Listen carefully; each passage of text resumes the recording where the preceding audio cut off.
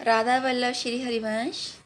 आज हम श्रवण करेंगे श्री कृष्ण भगवान के जन्म की कथा। तो आइए श्रवण करते हैं। भाद्रपद कृष्ण अष्टमी को श्री कृष्ण जन्माष्टमी कहते हैं, क्योंकि यह दिन भगवान श्री कृष्ण का जन्म दिवस माना जाता है। इस तिथि को घन घोर अंधेरी रात को रोहिणी नक्षत्र में मथुरा के कारागार में वासुदेव की पत्नी देवकी के गर्भ से भगवान श्री कृष्ण ने जन्म लिया था। यह तिथि उसी शुभ घड़ी की याद दिलाती है। तो सारे देश में बड़ी धूमधाम से जन्माष्टमी श्री कृष्ण भगवान का उत्सव मनाया जाता है। द्वापर युग में भोजवंशी राजा उग्रसेन मथुरा में राज्य करता था। उसके पुत्र कंस ने उसे गद्दी से उतार दिया था और स्वयं मथुरा का राजा बन बैठा।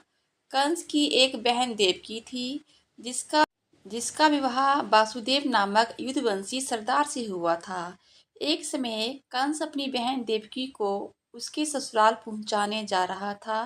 रास्ते में आकाशवाणी हुई, हे कंस, जिस देवकी को तू बड़े प्रेम से ले जा रहा है, उसी से तेरा काल बसता है, अर्थात उसी से तेरी मृत्यु होगी। इसी के गर्भ से उत्पन्न 8वां बालक तेरा वध करेगा। यह सुनकर कंस वासुदेव को मारने के लिए तैयार हो गया। तब देवकी ने उससे विनयपूर्वक कहा, मेरे गर्भ से जो संतान होगी उसे मैं तुम्हारे पास ले आऊंगी, तुम्हें दे दूंगी। बहनोई को मारने से क्या लाभ। कंस ने देवकी की बात नहीं मानी और मथुरा वापस चला आया। उसने वासुदेव और देवकी को कारागृह में डाल दिया। वासुदेव देवकी के एक एक करके 7 बच्चे हुए और सातों को जन्म लेते ही कंस ने मार डाला। अब 8वां बच्चा होने वाला था। कारागार में उन पर कड़े पहरे बैठा दिए गए। उसी समय नंद की पत्नी यशोदा को भी बच्चा होने वाला था। उन्होंने वासुदेव देवकी के दुखी जीवन को देख 8वां बच्चे की रक्षा का उपाय रचा, जिसमें वासुदेव देवकी को पुत्र पैदा हुआ। उसी समय योग से यशोदा के गर्भ से एक कन्या का जन्म हुआ, जो और कुछ नहीं सिर्फ माया थी। जिस कोठरी में देवकी वासुदेव कैद थे, उसमें अचानक प्रकाश हुआ और उनके सामने शंख चक्र गदा पद्म धारण किए हुए चतुर्भुज भगवान प्रकट हुए। दोनों भगवान के चरणों में गिर पड़े। तब भगवान ने उनसे कहा, अब मैं पुनः नवजात शिशु का रूप धारण कर लेता हूँ। तुम मुझे इसी समय अपने मित्र नंद जी के घर वृंदावन में भेज आओ और उनके यहाँ जो कन्या जन्मी है उसे लाकर कंस के हवाले कर दो।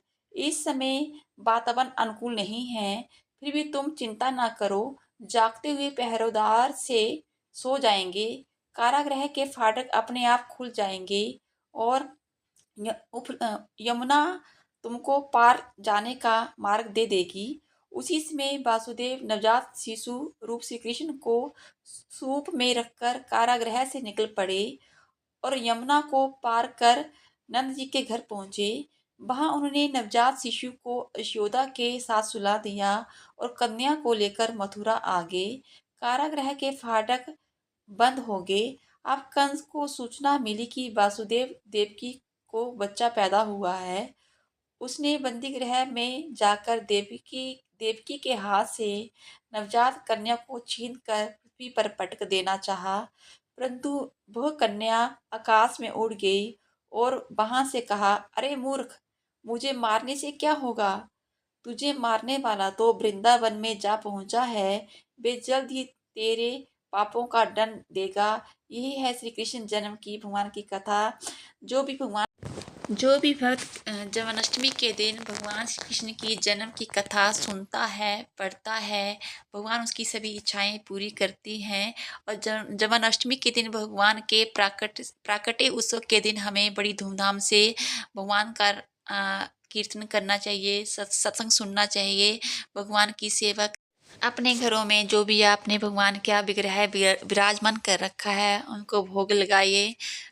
पंचामृत से स्नान करवाइए, पीले रंग के वस्त्र पहनाइए, पूरा दिन भगवान का कीर्तन कीजिए, सत्संग कीजिए, किसी की निंदा मत कीजिए और भगवान उसकी मनोकामनाएँ, अपने भक्तों की मनोकामनाएँ वैसे ही पूरी करते हैं जैसे भगवान के जन्म पर वासुदेव बाबा और देवकी मैया जो थे वो कारावास से छूट गए, वैसे ही भगवान के जन्म के उत्सव पर भगवान ऐसी सबको खुशियाँ देते हैं, अपनी अपार कृपा बरसाते हैं।